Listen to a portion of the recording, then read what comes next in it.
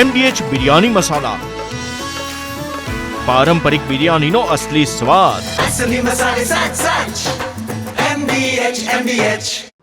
અને હવે સમાચાર સુરતથી, જ્યાં મોટી નરોલી પાસે સ્કૂલ બસની બ્રેક ફેલ થઈ ગઈ.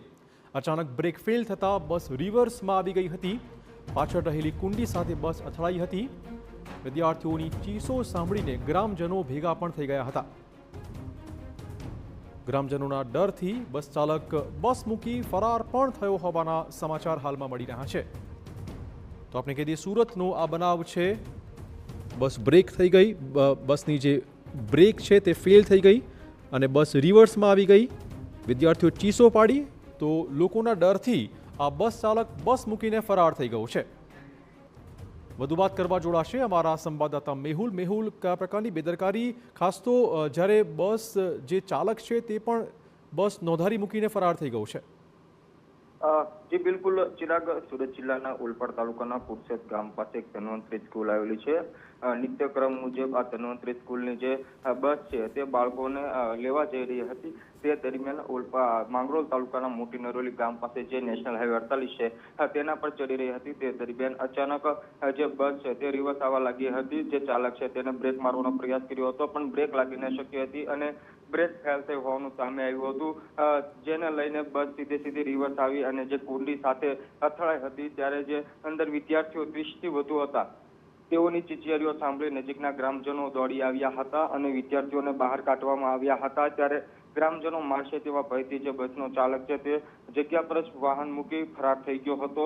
જે સ્કૂલના સંચાલકોને આ બાબતની જાણ થતા તે દોડતા થઈ ગયા છે અને વિદ્યાર્થીઓને અન્ય વાહન મારફતે સ્કૂલ લાવવામાં આવ્યા છે. જો કે કોઈ જાનહાનિ ન થતા સૌ કોઈ રાહતનો શ્વાસ લીધો છે. જો પાછળ અન્ય કોઈ ખાડી કે કોઈ મોટી પેલી હોત તો મોટી હોનારત પણ સર્જાઈ શકે તેવી પૂરેપૂરી શક્યતા હતી. ધન્યવાદ મેહુલ, તમામ જાણકારી બદલ. તો ચોક્કસ હાલ પૂરતી કોઈને ઈજા પણ પહોંચી નથી, પરંતુ જે બસ ચાલક છે તેની વર્તણૂક એ ચોક્કસ સવાલોના ઘેરામાં આવી ગઈ છે.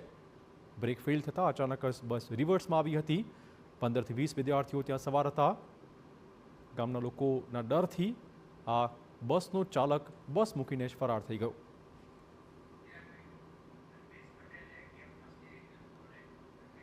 તો આ જ મુદ્દે વધુ વાત કરવા જોડાશે કેમ્પસ ડિરેક્ટર ધર્મેશભાઈ પટેલ. આપનું સ્વાગત ધર્મેશભાઈ. સૌથી પહેલાં તો જે રીતે આખો આ બનાવ બન્યો છે તેમાં જે બેદરકારી છે, જે રીતે ડ્રાઈવર બસ મૂકીને ભાગી ગયો ઘટના સ્થળેથી, શું કહેશો? કયા પ્રકારનો બનાવ હતો આ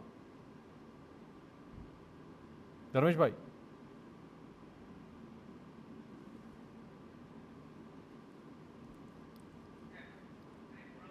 તો ગ્રામજનોના ડરથી બસ ચાલક બસ મૂકી ફરાર થઈ ગયો હતો. ધર્મેશભાઈ જોડાયા છે, કેમ્પસ ડિરેક્ટર. આપને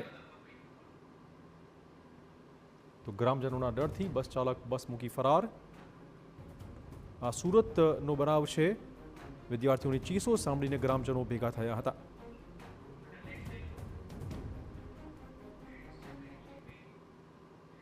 MDH કિચન કિંગ મસાલા રસોડામાં હોય તો આપણે કાંઈ પણ બનાવી શકીએ છીએ. રીંગણાનો ઓળો, બટેટા ફુલાવર, ભીંડી મસાલા અને બીજું ઘણું બધું.